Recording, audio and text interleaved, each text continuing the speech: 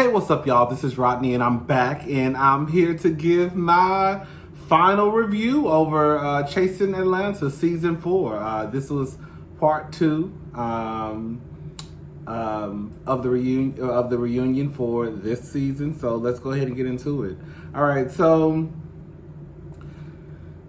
it starts off with where it left off. Dominique and Travis are going for each other's throats, you know.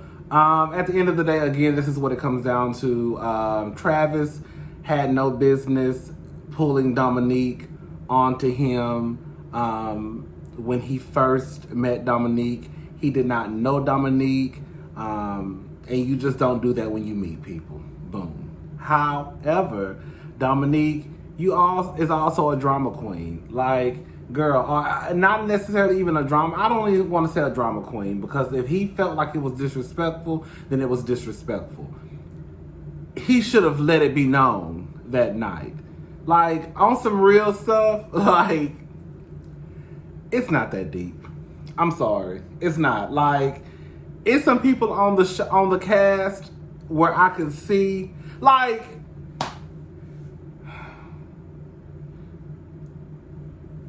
Kendra and Oliver, them bitches sat right beside each other. And they really probably had the biggest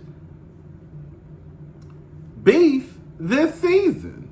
So it's just like, I don't know, Dominique is just dramatic to me. Like, I felt like Dominique was the messiest person this whole season, and for some reason he's the loudest person at the reunion. Girl, you've been wrong. Girl, you've been wrong since you stepped on the scene. You was wrong your very first confessional, bitch. You've been wrong since then. And for some reason, you're the loudest at the reunion. Don't get it twisted. Dominique was saying some funny stuff. I was in my room hollering, hello. But it still doesn't take away from the fact that it's like, Dominique, girl, you just looking for something to be mad about. Girl, Travis pulled you on him. It's not that deep to the point where, girl, a cop should have to come and tell you to sit your ass back.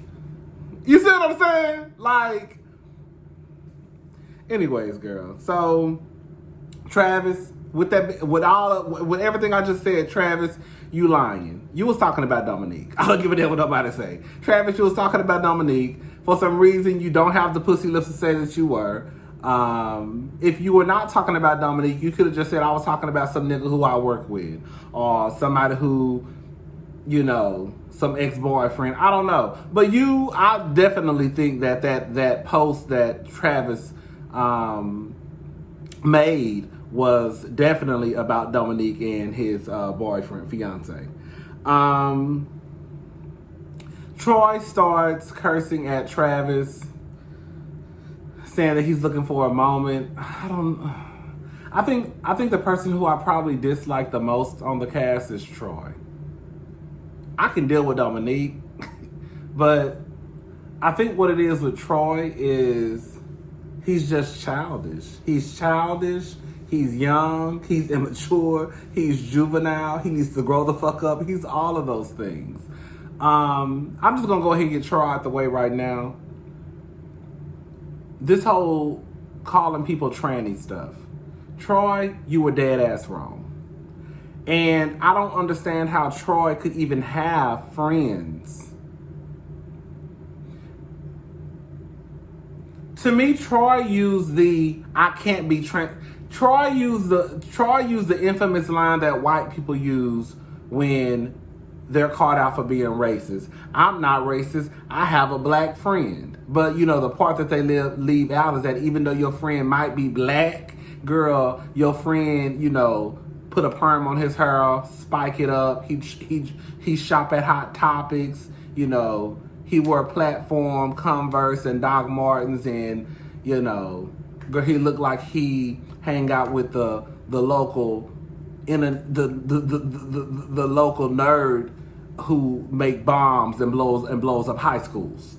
You know, but it's like, Troy, nobody gives a damn that you hang out or you have friends that are transgender women. What you said was straight up wrong. And this is the part that I need LGBTQ people to understand, and even allies and other people. It's not about trying to compare the word faggot or tranny to nigger. But bitch, if a white person walked up and called somebody a nigger or was in the middle of an argument and called somebody a nigger, y'all would be ready to protest the fucking streets down. It wouldn't be no ifs, ands, buts about it that person was a racist. Right? We all know that. So to keep using this excuse of, oh, when you get mad, you just say stuff. Yes, you just say stuff, but just like Kendra said, at some point, you're going to have to try to refrain from using certain words. You're going to have to try to restrain yourself like, okay, bitch. And then what makes it even worse is when Kendra said that we were friends, and did y'all hear Troy say it don't matter? Bitch, what? That should be the part that actually makes it even worse. Like, that should be the reason why you don't say certain things. Not because we're friends, it don't matter. It does matter. You shouldn't be using those words at all, but you really shouldn't be using them against somebody who you consider your friend. It's one thing if you use it against a bitch who you hate or don't like on the streets. We will still say that you were wrong, but you gonna say that to somebody who was your friend, and then when they say, well, we were friends, you say it don't matter? Troy is childish. He's so fucking young. Like, you acted a goddamn fool, yet, let me say this. It was Kendra's fault that whole fight started. Let me just make myself very clear. It was Kendra's fault that whole fight got started at Troy's birthday dinner. But let's just be for real, y'all. First of all, that birthday dinner was probably wasn't even your real birthday. Because, girl, when none of your real friends there, when none of your real tranny friends there, the ones who you said ain't got no problem with you using the word tranny. Yeah, they do. They do. And just because let me say something. Just because other people, yes, Troy was telling the truth. You have people who call people faggots and punks. You take that up with the bitch who calling you a faggot or a punk. When Kendra didn't call you no faggot, and in her defense, people say punk all the time, and it don't mean it. She ain't call you no faggot, and she could have. You know how many arguments I've gotten into? I don't walk around here calling somebody a black bitch or you nappy headed hoe. Like, no, you can refrain from saying certain shit, and I'm tired of people trying to use the excuse of when you get into an argument, you say what you want to say. Yeah, you might want to say what you might say what you want to say to a bitch who you can't stand. I'm spitting all in y'all face, girl. I'm getting emotional. I'm spitting all in I'm sorry, y'all. But you might say some shit to a bitch who you don't like, and you might get a pass.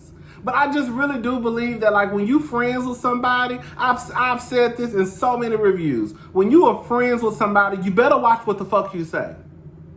Unless you just don't care about the relationship, then I guess you can say what you want to say, and that'll be the end of it. You'll never have to talk or see that person again. But when you're arguing with friends and family, bitch, it's a line that your ass should not want to cross. And if you cross it again, that's fine. But you need to realize that'll be the last time your ass cross the line with me, bitch. Not talking to me, ruthless. Like, Troy really fought his friend at his birthday party like it was his 9th birthday party. Like, you really fighting your friend? And then you get mad because your other friend don't want to fight a woman. Like, what the fuck? You mad at Oliver because he didn't jump in. He didn't tell your ass to fight in the first place. I'm sick of Troy. Troy don't even have to come back quiet as this kept. He really don't. Anyways, Q, Rico, they got beef. I'm so over this. At the end of the day, Q, the microphone was a piece of shit. Even your good girlfriend said it. Oliver said the microphone was trash. The microphone was trash. I'm sick of y'all bitches getting on this goddamn show and being so goddamn sensitive. If you are going to be that sensitive to the point where a bitch can't say nothing in no green screen, or you might get offended because somebody might say something on the show, don't be on the show. It ain't no different than how I feel about Real Housewives of Potomac and anybody else. These shows, they read and they shade. And if you that goddamn sensitive to the point where somebody say a microphone is raggedy, and you ready to like,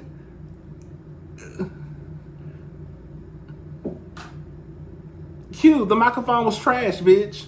Like, and if you didn't want nobody talking about the raggedy ass microphone, then you should have got another one, or the venue should have got another one. Anyways, I don't even want to talk about that. It's just like these dumbass beefs. I'm getting pissed off. I'm supposed to be in a good mood because actually this was a good ass review. I mean, a good ass episode, and I actually cried like a baby. When I tell you I cried like a baby, I was supposed to be coming into this review 100% positive, but Troy pissed me off. That's what it was. I'm tired of talking about Q and Rico because that ain't even shit. That's some punk shit to be arguing over. Hello. Girl, I was looking at that clothes again. Kendra, that dress was horrible. That dress was horrible. I hated Q's hem on his pants. Girl, I think Wayne the Pain, they look like they look like they just rolled his pants under.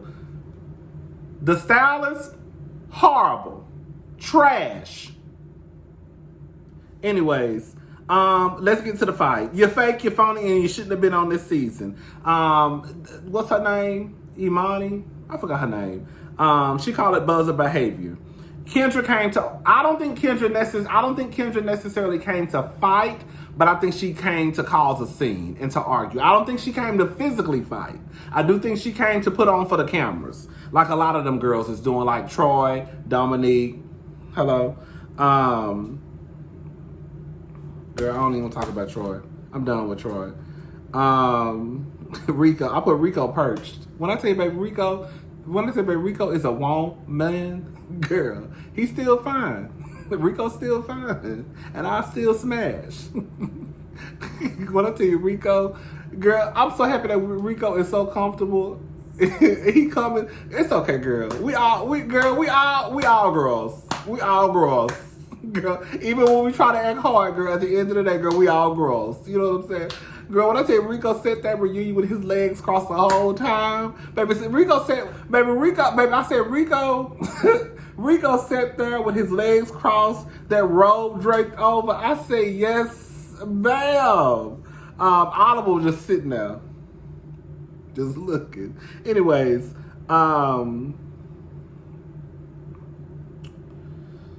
Lauren, baby, girl, when I tell you Miss Lauren England, girl, that really could have been a BET virtual performance. Girl, I'm not lying. Like, yes, it could needed a couple of tweaks to be on the BET stage, but y'all get what I'm trying to say. I have absolutely nothing negative to say about that performance. When I tell you, I was not even expecting that. I was like, girl, this is about to be, girl, I ain't gonna lie. I was thinking in my head, girl, this is about to be some trash. But girl, I am so proud of Lauren.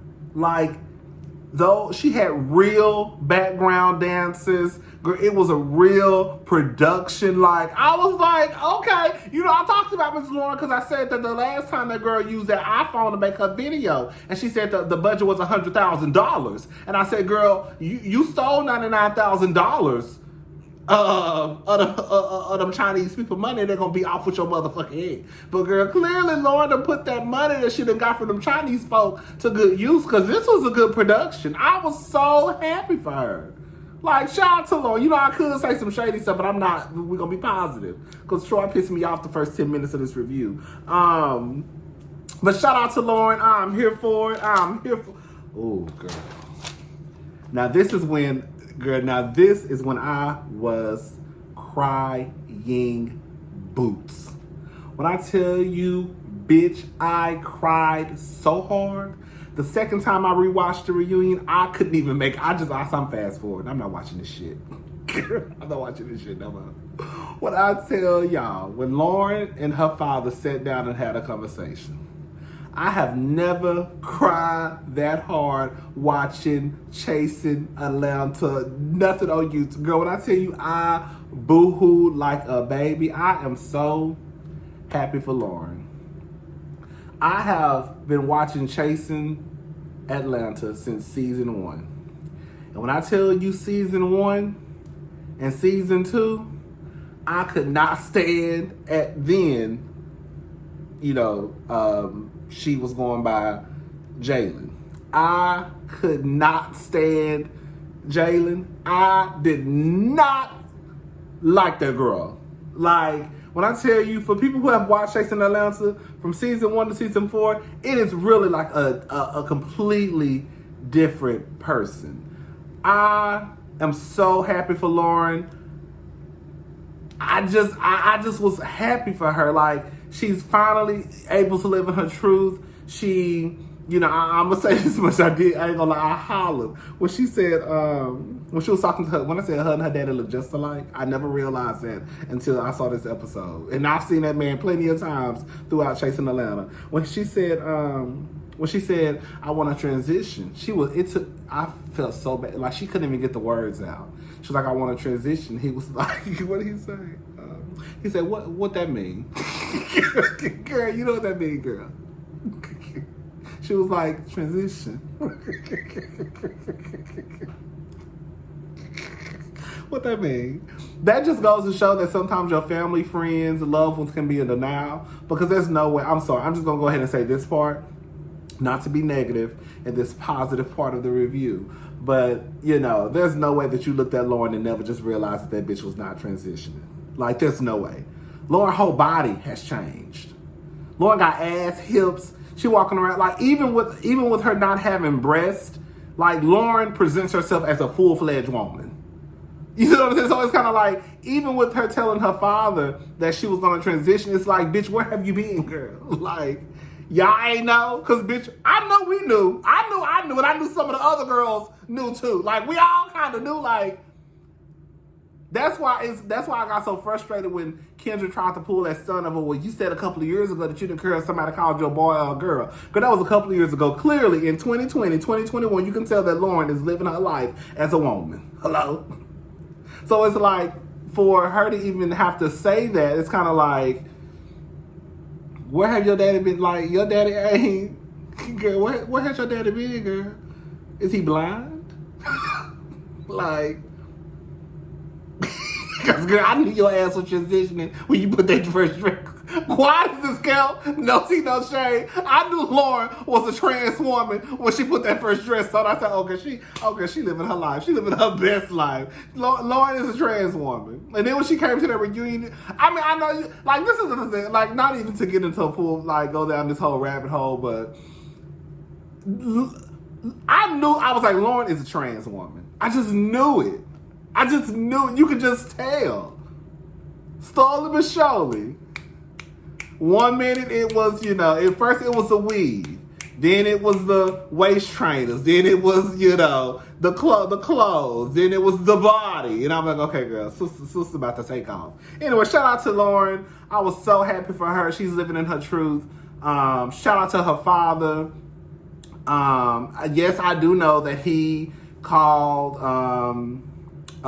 her his son a few times. I don't think he meant that in a malicious way. I do, think that eventually he will have to start to respect and understand pronouns. But I think as of right now, in that moment, he still looked at her as his son. And I don't think that she was offended, because I think she was just trying to get out the fact that, girl, this is the walk I'm about to take. Either I just want to let you know what's going on, so you don't be shocked when you really see me walk up to the family reunion and, girl, these girls is, I got a couple of C's on my chest. Yes, ma'am. Lauren is not coming back to the show. Cool. Lauren don't need to come back. I would like to see Lauren's. I hope that Chasing Atlanta does something with Lauren and her transition. I would love to see. I know she's already started. I know she said she already started, like, the hormones and all that stuff. But I hope they're capturing this on film, so she could have some little, like, hopefully like some little spin-off or something, because I would love to see it. I know Q said the other night, I saw some of their live, he's not coming back. He don't need to come back either. Q really didn't even have to be a part of the season, quiet as it's kept. Oliver said that he will come back if they ask him to. I'm shocked. I just know, girl, no tea, no shade, but not always, but I kind of got from Oliver kind of like, girl, once I hit the TV screen, girl, I'm gone. But no, girl, he said the other night that, you know, he would definitely come back, even though he is a cast member on, you know, T.S. Madison's show for WeTV, that if they ask him to come back next season, he would definitely come back. So shout out to Oliver. Lauren rips the yellow envelope up. One thing I loved about this reunion is even throughout all the fuck shit, out of all the fuck shit that happened, they were able to, at the end of the day, have a discussion. Some people came to a resolve. But most importantly, a discussion was able to have been had that night or on the reunion. So I'm happy about that. You know, I think this is the first time, from what I can remember, I think this is the first time we ever got through a reunion. I think this is the first time. Because it's always a fight. Them punks in Atlanta. I'm sorry. That was really Devon's fault with his drunk ass. What's in Devin? Devon? One of them. Wayne the Pain.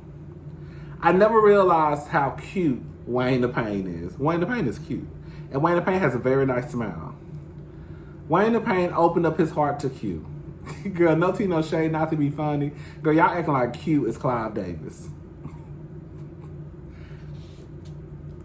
I don't want to be negative Nancy, but even with Wayne the Pain saying the stuff he said, I was like, girl, you got all that from Q? He was like, you know, he looked up to Q. And that's what I think. I think that's what it was this whole time. Like I've said, he was seeking validation from Q. And when Q didn't give it to him, his feelings were hurt. And he said that basically like, I was trying to be your friend and you won't be my friend. I looked up to you as a fan. Like, I was a fan of yours. Like I said, oh, baby, y'all giving Q too much. Girl, maybe, I don't know, but girl. But Wayne the Pain, he seems like he's a very nice person. He did say that, which I think is a great idea. I love it. That basically he has reached a point where I guess, you know, he's no longer going to be Kendra's manager. And I was like, yes, I think that people have to be honest with themselves. Wayne the Pain got Kendra to a certain point. He may not have what it takes to get her to that next level. So at this point, it's like, I got you here. Now go get somebody else who can get you to the next level. And then if they do all they can do, find somebody else who can get you to the next level. I love the fact that Wayne the Pain is not delusional, because it's like Wayne the Pain, you know, you seem like a nice guy. He really does seem like a sweet person. I did not realize, I think what it is with Wayne the Pain is misunderstood. And I'm probably one of those people who, not probably, I am. I'm one of those people who are just like, girl, Wayne can stay over there. But when I listen to Wayne talk, it's like he seems like a very, very, very nice guy. He really, really does. And I want to say this because I said this before. I do not blame Wayne the Pain for fighting at that party. The reason why I say that is because at that point, Troy was about. I said I wasn't even gonna talk about Troy no more. At that point, Troy was fighting his friend who was a female. So Wayne the Pain had every right, even though he was the manager, he had every right to tussle with Troy at that birthday party. I'm gonna leave that alone. That's it.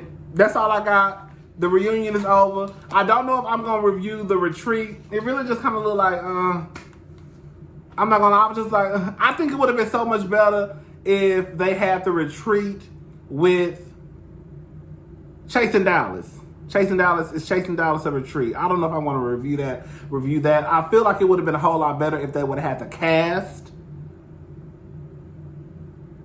on the retreat. I don't know.